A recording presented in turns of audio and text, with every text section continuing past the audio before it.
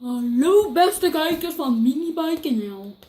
Ik ben Minibike en dit is Pitbike. En we gaan nou een kusje aan elkaar geven.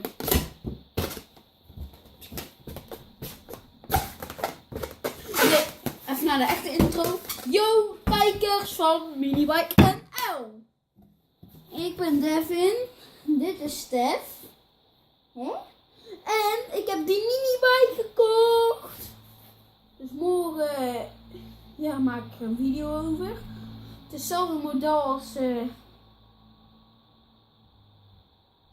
als ik al eentje heb. Dus ik kan de kappen overplaatsen. Dat wil ik jullie even bijbrengen. Dus ik zeg bedankt voor het kijken. Abonneer hier beneden op blauw en want het is altijd. Ik zeg zoals altijd later.